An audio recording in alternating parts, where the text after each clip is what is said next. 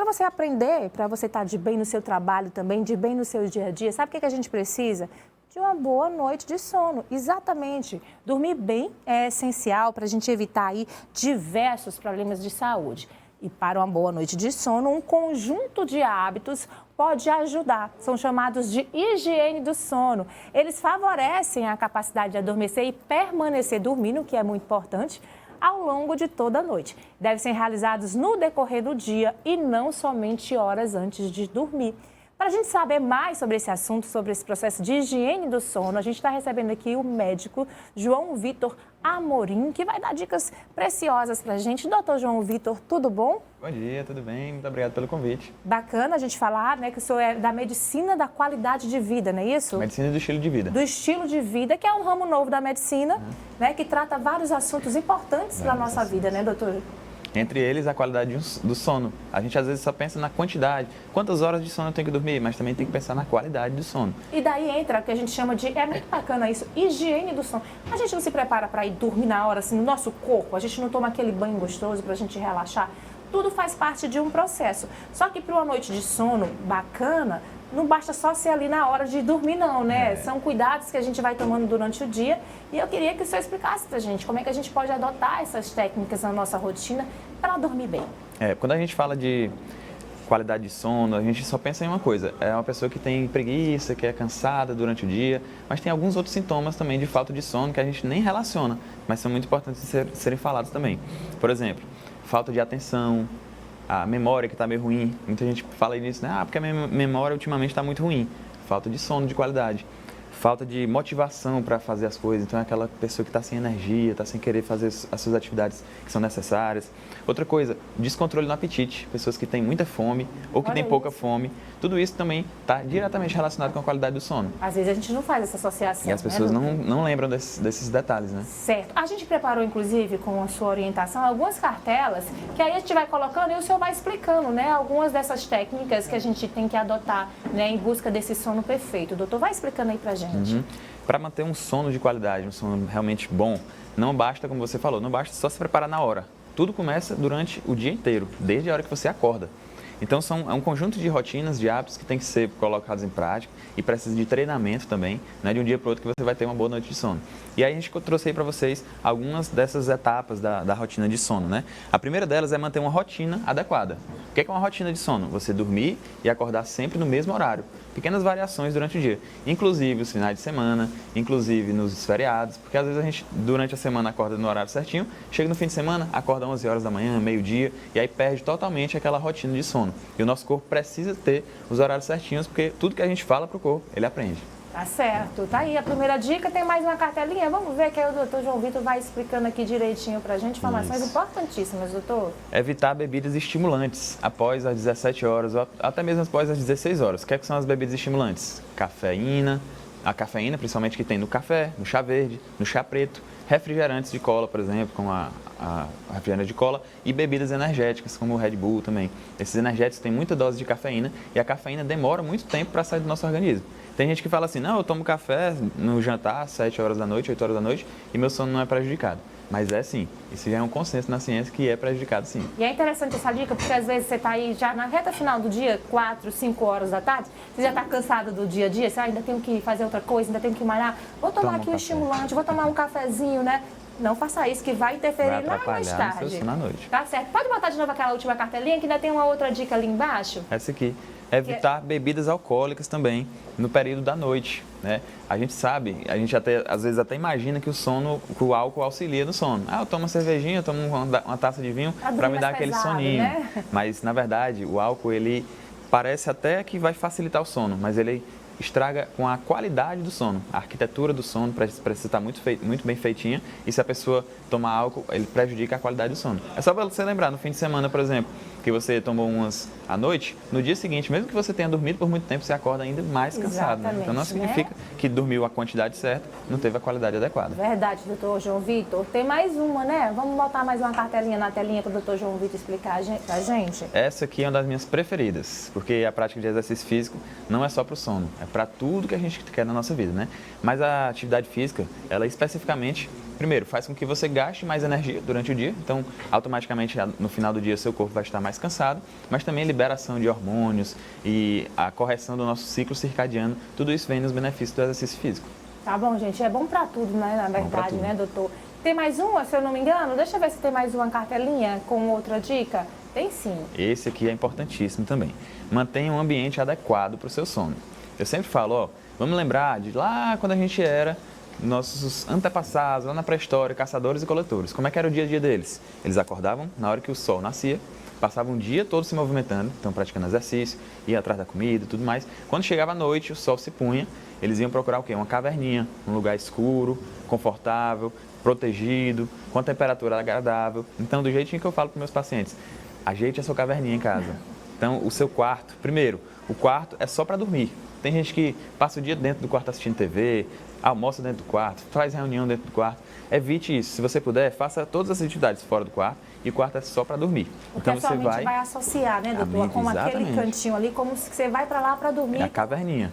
Você vai chegar lá e ótima dormir. Dica. Um quarto escuro, o mínimo de iluminação possível, até aquela luzinha da televisão. Coloca um adesivozinho preto do ar-condicionado, totalmente escuro, sem barulho, com a temperatura agradável, nem muito quente, nem muito frio. Então, isso é uma dica bem simples também para você colocar em prática e ter uma melhor qualidade do seu sono. Aí, dica maravilhosa, a gente tem mais uma cartela que o doutor João Vitor vai explicar pra gente. Essa aqui... essa daí, viu? É um hábito que acaba pegando muita gente, atrapalhando muita gente. E aí eu faço meia culpa, viu, doutor? Porque eu tenho esse hábito, aquela mexidinha no celular, né? Final do dia para resolver as coisas, para preparar para outro dia seguinte, né? Mas essa aqui talvez seja a maior armadilha de todas, né? Existe uma coisa chamada luz azul que tem nos nossos dispositivos eletrônicos que atrapalha a produção de um hormônio chamado melatonina. É o hormônio do sono. É ele que vai dizer para o nosso corpo qual é a hora de dormir. Então, quando o dia começa a escurecer, a produção de melatonina começa a aumentar. E no finalzinho do dia, lá para 9, 10, 10 e meia da noite, é onde a gente tem uma grande produção de melatonina. Nesse horário, é importante que a gente já esteja totalmente preparado e no escuro.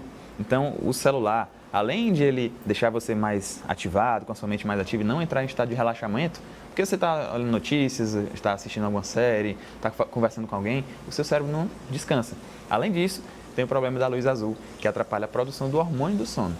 Tá certo. Agora eu me pergunto, quem está assistindo a gente agora, diz assim, gente, eu fazia tudo errado, eu não fazia nada disso, vou mudar os meus hábitos. O resultado é instantâneo? Você tem que insistir nesses hábitos? Ou a partir do momento que você começa a adotá-los, você já consegue perceber uma melhoria na sua qualidade do sono, doutor? Vai ter gente achando que vai fazer isso aqui hoje à noite e amanhã vai dizer, aquele doutor disse que as coisas eu fiz e não deu nada certo.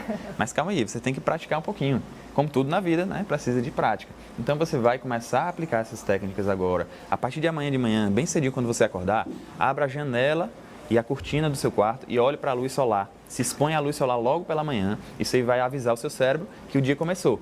E aí a gente tem um reloginho dentro do nosso cérebro que vai marcando a hora até a hora de dormir. Então ele sabe que se a gente acordou de manhãzinha cedo, se expôs à luz solar, daqui a mais ou menos 12 horas é a hora de dormir. Então ele já vai fazendo essas continhas.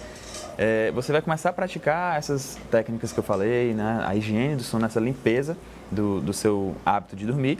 E com o tempo, com alguns dias e algumas semanas, você já vai começar a sentir muito os efeitos.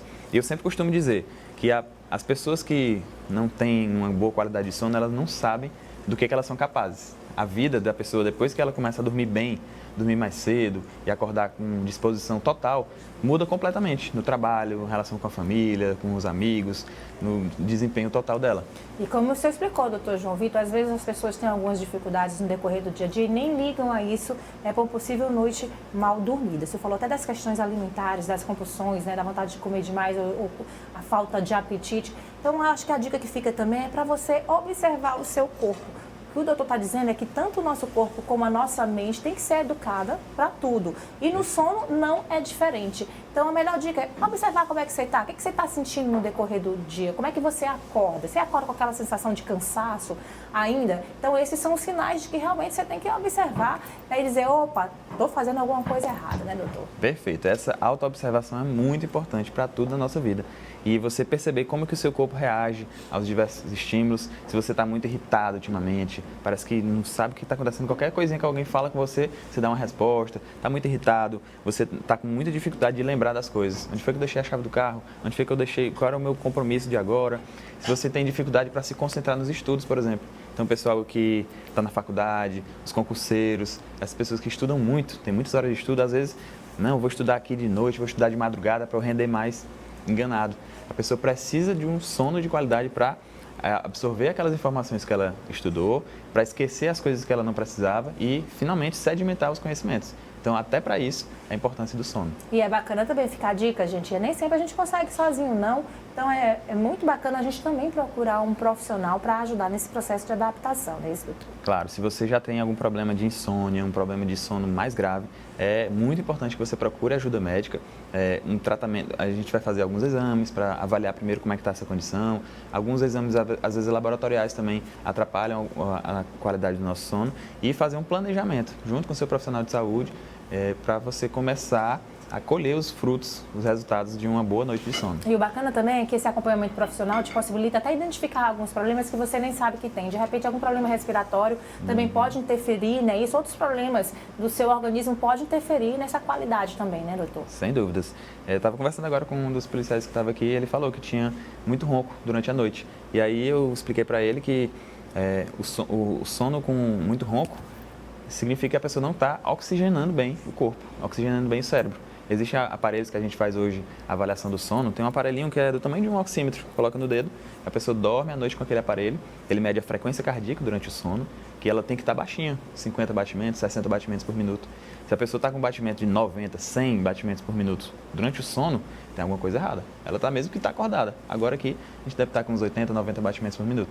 Se ela está com 100 batimentos durante o sono, não está boa a qualidade desse sono. Verdade. Né? Além disso, o aparelho mede a oximetria, então como é que está a oxigenação do corpo dela durante o sono. Pessoas que roncam têm obstrução nasal, então ela não troca muito bem o oxigênio, não oxigena bem o cérebro, não oxigena bem o corpo e aí também não recupera o sono.